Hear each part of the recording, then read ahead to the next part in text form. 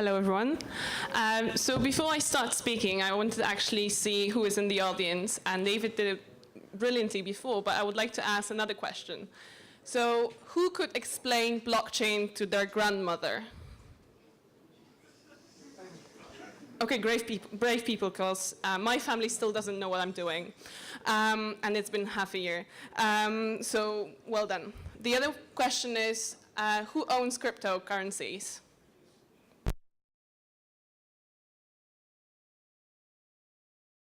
It doesn't. Okay, so I hope it will be useful for you, and for those who own, I hope it will bring you more insights.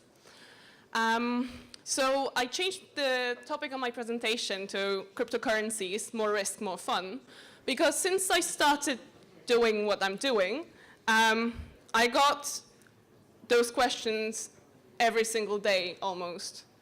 So Kasia, you're in the crypto world, so what should I invest in? What's going to be the next Bitcoin? And I'm like, just don't invest. Like, you have no fucking idea about the blockchain, or cryptocurrencies, or tokens, or the technology. Just don't do it. Because as Warren Buffett famously said, don't invest in business you don't understand. That's why he doesn't invest in technology, but that's a different story. And as surprising as it might be for you, I'm not a technologist, I'm not a business person, I'm actually a law graduate. And that's why I would like to start with a definition, because definitions are fun and you can argue with them. So a cryptocurrency is a digital asset designed to work as a medium of exchange that uses cryptography to secure its transactions, to control the creation of additional units and verify the transfer of value. It comes almost from Wikipedia because I changed it a bit. But basically, what I can't really argue about is the uses cryptography to secure its transactions, etc., because that's the technology part. And I trust technologists, that's true. But what I would like to discuss is this medium of exchange and transfer of value. Because we as humans have been transferring value and using different mediums of exchange throughout centuries. And this started with the legendary barter that I had a cow and you had eggs, and we wanted to exchange that, right? But how many eggs is my cow worth? How many eggs will you give me for my cow, and how many eggs do I want? Do I want the eggs at the same amount, at the same time that you want my cow? So all those kinds of problems would emerge, and it turned out that historians can't really provide any evidence that barters existed. It seems that we always use some kind of medium of exchange to transfer value between humans. And it's the first thing that history talks about is cowrie shells. And then there were metal coins in like 3,000 years ago, 1000 BC, that looked like those cowrie shells, because people wanted to use what they knew before, just in a different way, different technology. Then in 800 AD, we had banknotes that came around, because merchants didn't want to carry the coins with them and trade it because it was heavy.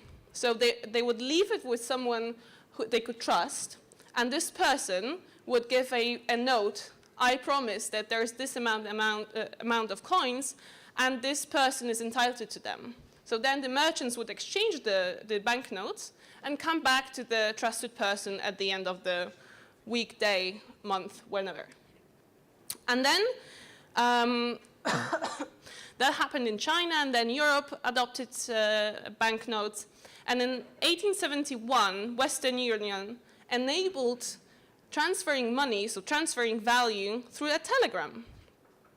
That was 150 years ago. So you could transfer money from America to Europe. That's quite impressive. And the medium of, the means to transfer this was a telegram. Then in 1950s, we got plastic money, so we got credit cards. And then in 1990s, we got PayPal. And PayPal maybe not every one of us remembers, I don't personally, that in the 90s, PayPal enabled sending money through an email. But in reality, what they wanted to do is to create a digital currency that would be a substitute for the US dollar. They even put it on their t-shirts, and that was their mission in the beginning. And the ex-COO of PayPal said a few years back that Bitcoin is actually fulfilling their primary mission that they wanted to achieve, just in a decentralized way, because, of course, PayPal wanted it to be PayPal's digital currency. And in 2009, we have the birth of Bitcoin, and where the whole fun starts. So, as I said, people have been trusting various medium of exchange to transfer value, such as shells, metal, paper, and now computer code in the form of cryptocurrencies. So it's just the technology that changes, but the way, but human behavior doesn't really change that much. So we kind of know what it is, and the next question is, how do we store it? Because storing value is the next big thing in our culture. How do I store my dollars? How do I store my fiat money? So I can trust the third party, which would be a bank, normally. The thing is with trusting a bank is that I give it to them, and I'm like, okay, that's their business now. They have to make it secure. But what if they don't? To a certain amount, there are guarantees, but further, well, if we all went to a bank today, maybe we would get the money, but if the whole country went to the bank, well, not everyone would get the money, right? And we know that. We know that's true, but we still believe that banks will give us money at some point. So the thing is that when we give it to banks, we also give them responsibility, and we take it from ourselves. The other way is to trust ourselves and keep it in our wallet. And you'll have coins, banknotes, plastic, whatnot. Or you can trust yourself even more and put it under your bed and hope that inflation doesn't kill you. And what do I do with crypto assets? It's fairly similar, actually. So you can trust a third party, which would be an exchange. But the thing with crypto and exchanges is that they don't have the guarantees that banks have. So if they get hacked, you get fucked. The other way is trusting yourself and keep it in your wallet. And you have two types of wallets. So you have a hot wallet and a cold wallet. A hot wallet is something of similar to an everyday account where you buy your beer and you pay for your groceries. So something you can use very easily and transfer money within a minute. But it's also connected to the internet, so it means it's prone to hacking. The other way is to have a cold wallet, which is disconnected from the internet, but it's more difficult to get and move your assets. But it's more of a savings account, so you don't use it too often, or you shouldn't really use it too often. And then the third thing is that it doesn't really change much, because then it's keeping it under your bed. And how do you keep digital assets under your bed? Well, when you have your wallet and you have your passwords there, there's no possibility to retrieve it. So it's not stored anywhere else. You are the only person who knows it. So if you forget it, well, you can forget about your digital assets as well. So many people then store it on paper and keep it somewhere, like under the bed, right? So it's funny to see that we're going so online, and so we're doing this forward thinking, whatnot technology, and then we keep it under our beds in our closets. So the next question is, what value do cryptocurrencies have? And I would like to be more specific and talk about what value do tokens have, because I think this is a very exciting thing that blockchain enables, tokenizing things. And my question is, what do tokens represent? Who knows what Ethereum is? Okay, so for those who don't, I would like to say that it's a platform that enables you to release smart contracts and also to tokenize things. And how does it work? Imagine we're in a playground. We're 8 years old, and I have stones. And those stones, I say, this stone represents a banana, and this one represents a tangerine, and this one represents a carrot. Let's play as if we're in a grocery store. And basically, you trust me that it's a banana, and you trust me that's a carrot. And that's the same with tokens in the digital world. Someone puts it in a code and says, this is this. And actually, there is a banana coin, but go check it yourself. So those the tokens can represent various assets. It can be pieces of art on the blockchain and saying this is 1% of an art object, or it can say it's a computational power that enables you to do this and that. And I would like to share with you and show you what tokens there are and how you can find it with our platform. And David, I would like to do a live demo, which never works. So let's try it. If it doesn't, I have screenshots, so it should be fine. So that's my baby, Trivial. No, it's not. There's no baby yet. But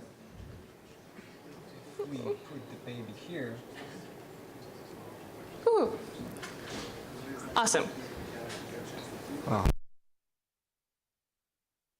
Here? I think.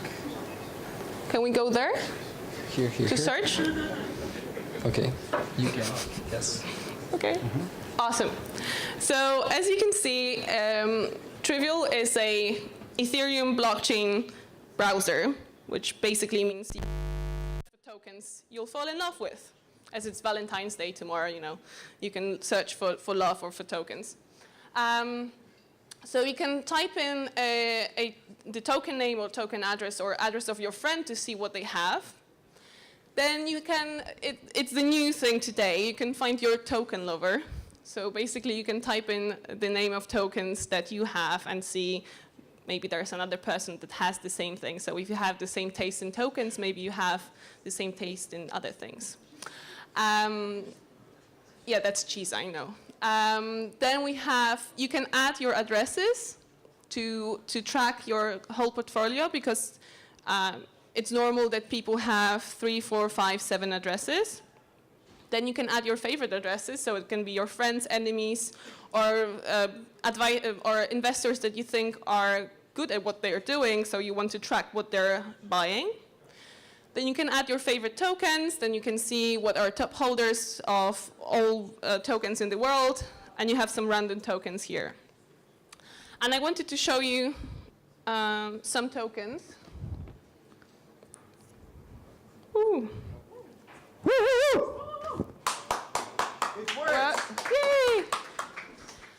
Okay, so we have Golem. Golem is the most famous Polish blockchain project that's raised a certain amount of Ether a year and a half ago, which was back then around $8 million. Today would be 800 million, I think. So not too bad. And I wanted to show you what we're doing here, because basically we want to be kind of a Wikipedia for tokens or App Store for tokens, however you call it.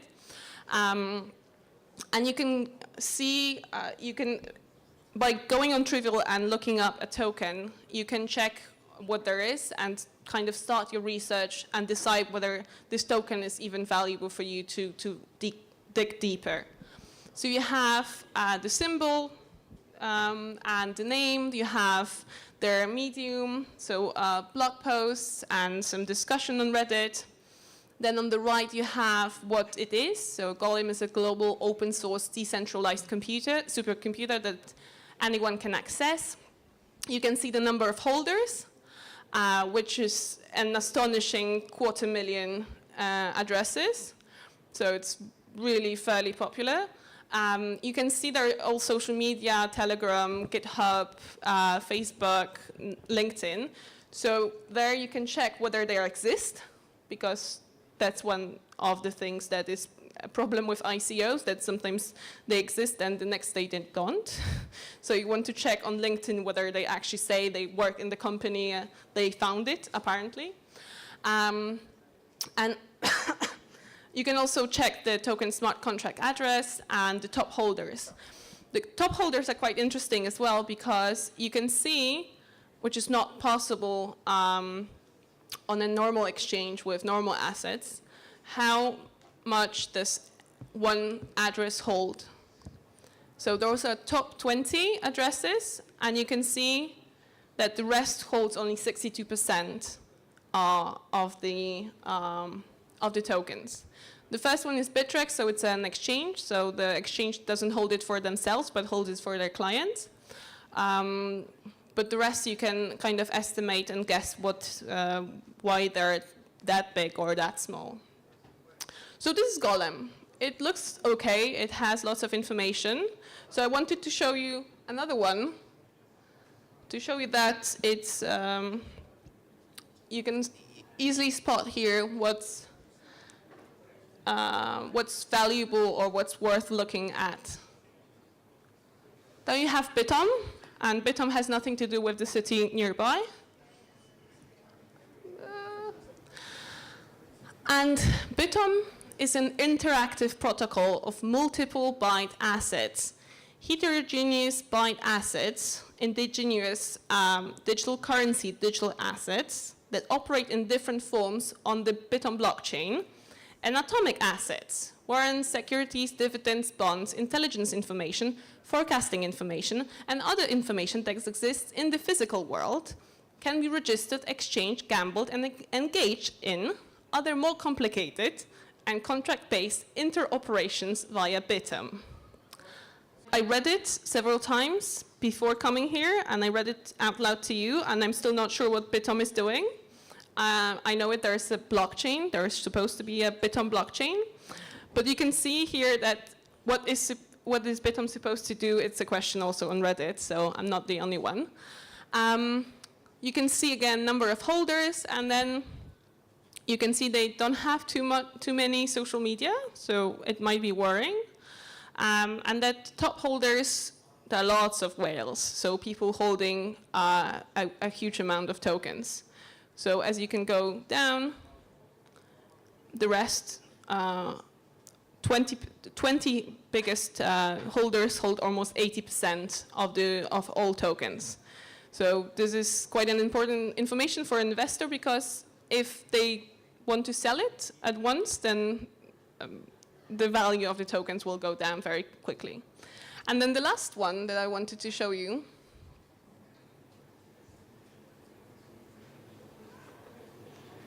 it's YoshiCoin. And it's a novelty Ethereum token created by YoshiDev in response to a threat on 4chan. And it has 68 addresses that hold the token. And you have also massive whales holding the token. So from just looking at the website here and all the information that's gathered, you can save your time and say, okay, this is worth going on into, or this is not really what I'm looking for. So that's basically what we're trying to do, is to aggregate the information and enable users to start researching and understanding the blockchain, what tokens are, what they can represent, and that there are so many different things tokenized, representing tokens on the blockchain that you can choose from for yourself. Okay, we're changing back to the presentation.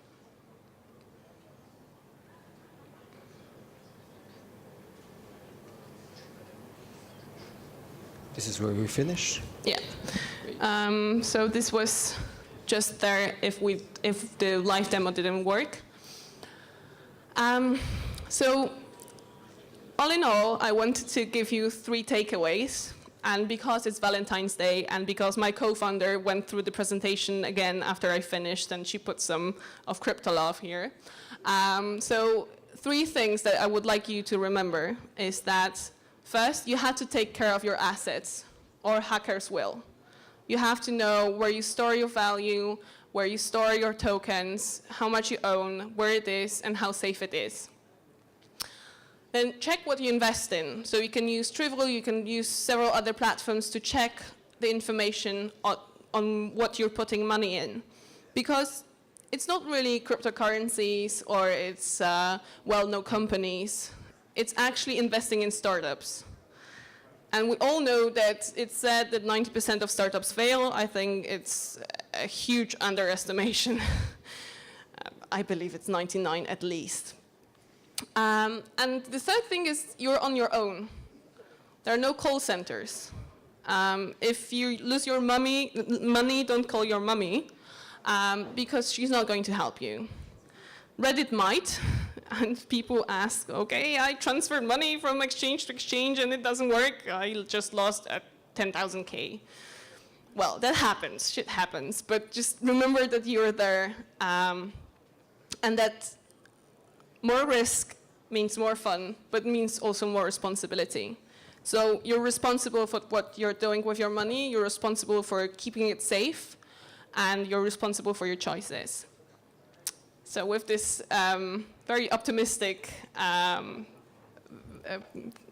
ending, I want to end my presentation. That was well said.